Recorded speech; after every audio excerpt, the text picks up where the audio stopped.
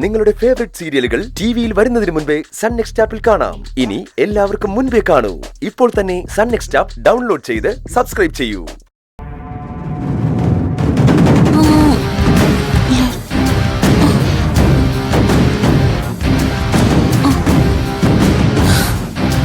ഇതാണോ ലെറ്റർ? അതെ, ഇത് തന്നെയാ. അല്ല, നിങ്ങളാരും ഇത് വായിച്ചില്ലേ? ഞങ്ങളിത് വായിച്ചു. അതിനുശേഷം ഈ ലെറ്റർ ഇവിടെ ഇട്ട ആളെ തിരക്കി നടക്കുകയായിരുന്നു. അല്ല, നീ എന്തിനാ ഇങ്ങനെ ഒരു ലെറ്റർ എഴുതി ഇവിടെ ഇട്ടത്? ആരാടാ മരണപ്പെട്ടത്? 7 പേരിൽ ആരാ മരണപ്പെട്ടത്? സത്യം പറ. നിനക്ക് എന്തൊക്കെയോ അറിയാം. ആരാടാ 7 പേര്? 7 പേരിൽ ആരാ മരണപ്പെട്ടത്? ഇപ്പൊ നീ പറയണം. ഞാൻ എന്തിനാ പറയുന്നത്? എല്ലാം ഈ പത്രത്തിലുണ്ട്. വായിച്ചു നോക്ക്.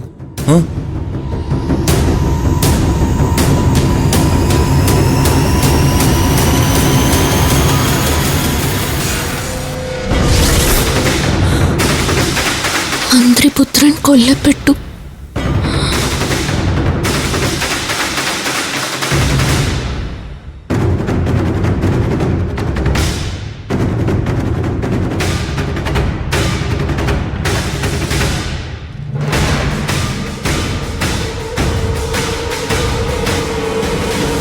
മന്ത്രിപുത്രൻ കൊല്ലപ്പെട്ടു.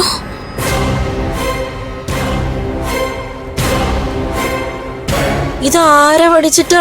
അവനല്ലേ മിനിസ്റ്ററിന്റെ മോൻ? അതെ, അയാൾ ഇന്നലെ രാത്രി മരിച്ചു.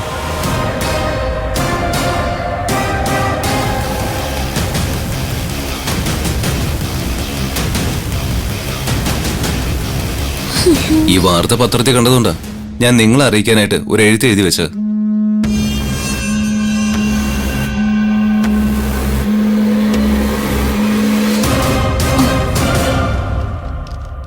അപ്പൊ ഇതെന്താടാ? 1/7. ഇതെന്താന്ന് പറ. നിന്റെ ഹിറ്റ് ലിസ്റ്റ് ആണോ? നിങ്ങൾക്കിത് മനസ്സിലായില്ലേ? മനസ്സിലാവാത്തോണ്ടല്ലേ നിന്നോട് ചോദിക്കുന്നേ. 1/7 എന്താന്ന് നീ പറ. നിങ്ങൾ പത്രം വായിച്ചു, വാർത്തയും കണ്ടു, പക്ഷേ പത്രത്തിന്റെ തീയതി ശ്രദ്ധിച്ചോ?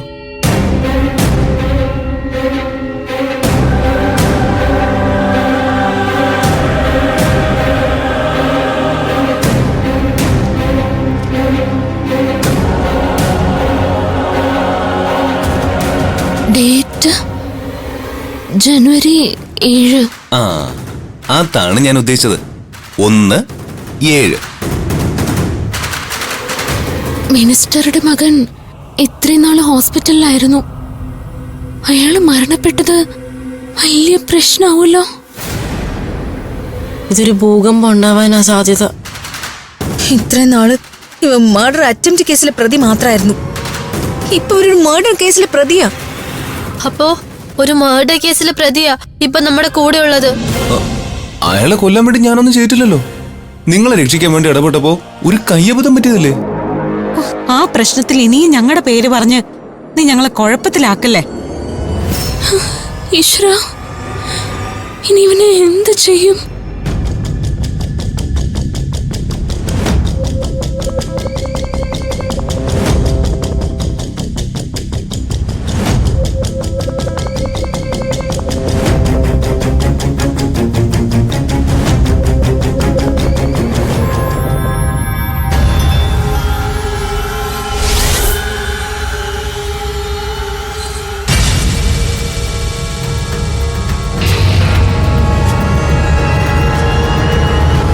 അണ്ണാ, നിങ്ങളിങ്ങനെ തളരരുത്.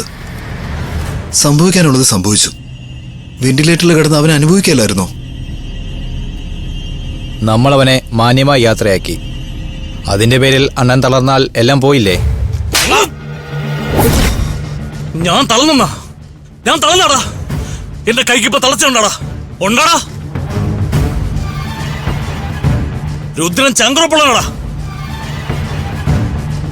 എന്റെ അനിയനെ ഇല്ലാതാക്കിയതുകൊണ്ട് എന്നെ തളർത്താന്ന് ഒരുത്തനും വിചാരിക്കണ്ടാ. നീയൊക്കെ എന്റെ അനിയന്റെയും കൂടെ ഉണ്ടായിരുന്നവന്മാരല്ലേ? എന്നിട്ട് അവൻ പോകുന്നതിന് മുമ്പ് അവനെ തീർത്തവന്മാരെ കിടത്താൻ നിനക്കൊന്നും കഴിഞ്ഞില്ലടാ. എന്റെ അനിയൻ പോകുന്നതിന് മുമ്പ് അവനെ കിടത്തിയമാരെ യാത്രയാക്കാൻ നിനക്കൊന്നും കഴിഞ്ഞില്ലല്ലടാ. ആ വാർത്ത അറിഞ്ഞോണ്ട് വേണമായിരുന്നടാ എന്റെ അനിയൻ പോവേണ്ടിയിരുന്നത്. നിന്നേക്ക് എന്തിനു കൊള്ളണം. അണ്ണാ നമ്മള് മാക്സിമം ആ വാക്ക് നീ പറയരുത്. മാക്സിമം ആ വാക്ക് രുദ്രന്റെ നിഘണ്ടുവില്ലടാ. അതൊക്കെ മേലെ അങ്ങനെ വേണം പറയാൻ. എന്റെ അനിയന്റെ ചിത കത്തിച്ചാരമായി. പക്ഷെ എന്റെ മനസ്സിന്ന് ആ ചിത അണഞ്ഞിട്ടില്ല. അതണയണമെങ്കിൽ എന്റെ അനിയനെ തീർത്തോന്മാര് എന്റെ മുന്നിലിട്ട് കത്തിക്കണം. ആരവ് അവന്റെ ചിത കണ്ടിട്ടേ എന്റെ മനസ്സിലെ ചിത അണയുള്ളൂ. നമുക്കവനെ തേടി പിടിക്കാണോ? അവനെ തീർക്കാം.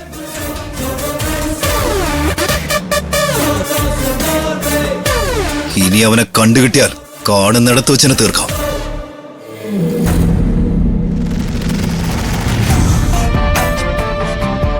ആരവ് എവിടെ ഒളിച്ചിരുന്നാലും കണ്ടെത്തണം.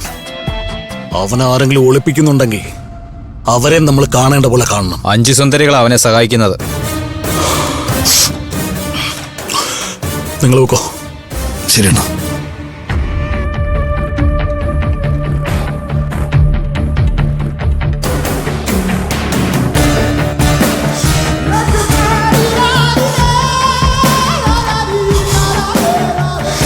അഞ്ച് സുന്ദരികള്